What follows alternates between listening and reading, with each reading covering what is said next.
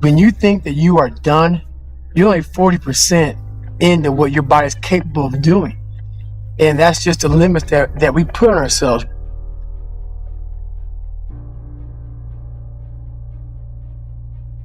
If you can see yourself doing something, you can do it. If you can't see yourself doing it, usually you can't achieve it. I always remember that, when I was younger in life, things that were hard or difficult, you sometimes back out of and you quit. And you wake up the next morning just feeling horrible. And for me, it's a feeling that I will never experience again. I'd rather leave it all out there or not go out there at all. But in this sport of suffering like everybody has to, you win. Just crossing the finish line, you win. My motto is show no weakness. At the start line and in between, like miles 60, 70, 80, and 150, when I cross the finish line, I don't look pretty much the same. I much rather, fool the competition and go out there and they're like, man, Goggins looks so strong. But inside, I'm just broke down. In a race that's so long, you hit several walls. And every time you hit a wall, it's a big deciding factor in that race or in your life if you're not running. And you have a decision to make. Either you can stop at that wall or you can go parallel left or parallel right. You're looking for that door. And when you get to the door, you have another decision to make.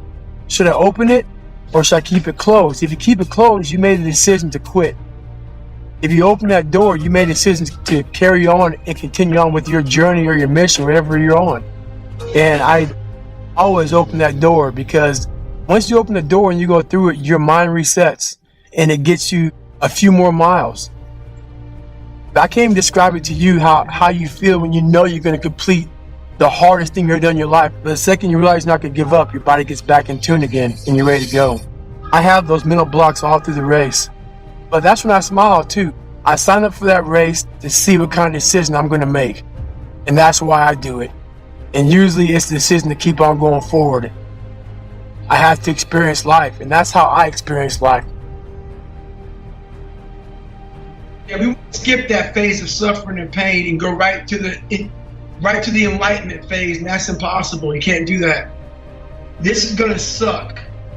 'Cause I was just losing the weight, all that shit to try to be a Navy SEAL. I was just going back to my third hell week. All those insecurities are coming back up, going through my third time. I would basically tell myself, hey man, you're on the right path. You're on the right path. Just keep your head down and don't look up because the ending's way, way, way, way far away. Just keep your head down and plow through. My biggest piece of advice I give everybody, man, is don't be afraid to be judged. Just don't be afraid to be who, and this is the honest God's truth. What got me in so much trouble in my entire life was I was so insecure. My life made me so insecure that I became afraid to be judged. And when you become afraid to be judged, you become afraid to live.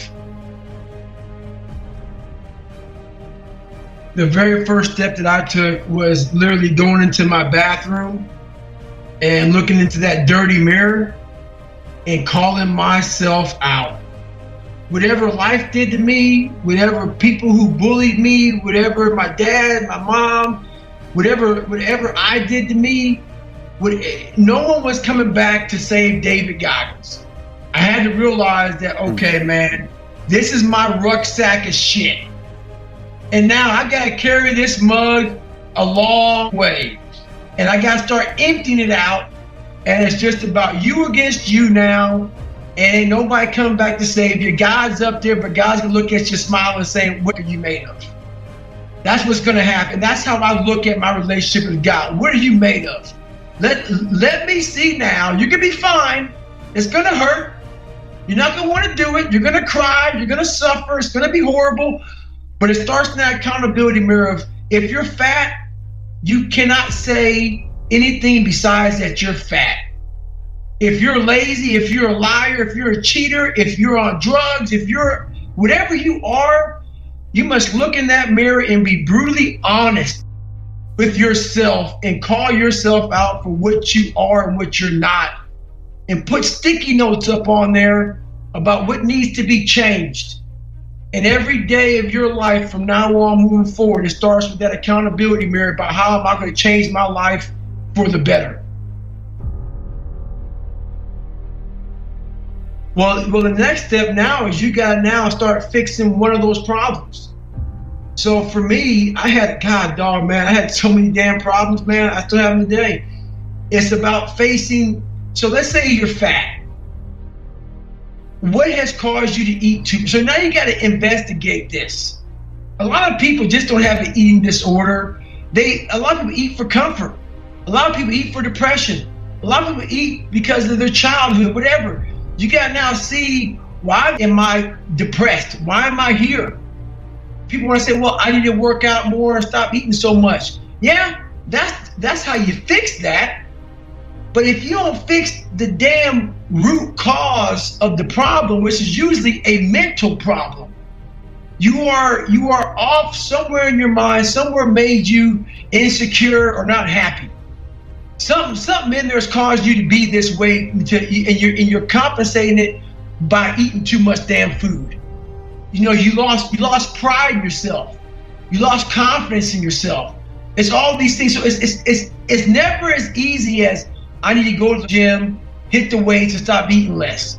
That may solve it for a second, but is it a permanent fix? I'm about doing permanent fixes so then you can move on. So it starts there. It starts one step at a time. It also starts with me. I lose 106 pounds in 3 months, less than 3 months. I couldn't take on that 106 pounds. Be proud of the small steps that you take along the journeys. So don't be like, oh my God, I only lost 5 pounds in 8 days or 20 days. No, be like, hey, I lost 5 pounds. Be proud of the fact that you're moving forward and not moving back. That's step 2. Small victories. Human potential is within us all, but it's not within us all if we continue to fix our lives on a surface level. Like, for instance, my last year and a half, 2 years of being a SEAL, they sent me down to Great Lakes. I was all jacked up. My health was all messed up. I'm down at the Great Lakes teaching these guys how to, getting them ready to be Navy or go to BUD/S. But the same amount of guys were quitting. And I didn't understand that until I got deep into the problem. And, these guys were faster swimmers, better runners, better at everything than we were. But they were still quitting. And I got down to the root of the problem. We were building bigger, stronger, faster quitters. Why is that? I realized that, man, we weren't doing the one thing we had to do more than anything, which is develop the mind. We have to develop the mind. We didn't crack these open. What makes a person like this get through that? It's not the running, it's not the swimming, it's not the Olympic ability. It's the human mind. So once I started cracking that open, I started realizing, man, people have got to believe in the mindset that the most powerful weapon is the mind. But we don't use it enough. It's too noisy in this world. We don't use it. So it falls by the wayside. Your brain isn't a muscle. It's not a muscle, but you have to train it as one. If you stop doing pull-ups, pull-ups become hard. If you stop running, running becomes hard. If you stop mentally challenging your mind, you become soft. And so that's what it's all about. They have no idea how much we all want to quit. I mean, I think that's the thing about it, man. Even today at 43 years old, man, every day I wake up, man, I want to quit. I want to retire every day of my life. So that's the thing about it, man. Like, you don't get to this some higher place in your mindset where it's just set in stone and you're good to go. Why every day? Why Goggins, are you still battling every day? Because every day I want to still quit. You know what? You don't have to do it to the level that I've done it at by any means. You don't need to go out there and break yourself off running 200-mile races and doing pull-up records and going through BUD/S and Ranger School and all that shit. But you do have to examine yourself, and you have to examine yourself on a very physical and mental level. It is very important to push yourself to a point where you want to quit very badly and examine yourself there for long. And instead of quitting, In that moment, examine yourself. In that moment, it's not 1 or 2 moments throughout life. And it's not every day. It doesn't need to be every day, but it needs to be periodically. You need to tap into what you're capable of, and you have to also. Everyone must go back to the beginning. Everyone has to do that because everyone has a story. And if you think for 1 second you got away clean, you're lying to yourself. No one gets away clean. You are here for a reason, Goggins. And I'm not going to leave you alone until you do this. Until you go this way, I'm going to be in your ear. I'm going to make you feel worse and worse and worse and worse until you do what I put you here to do.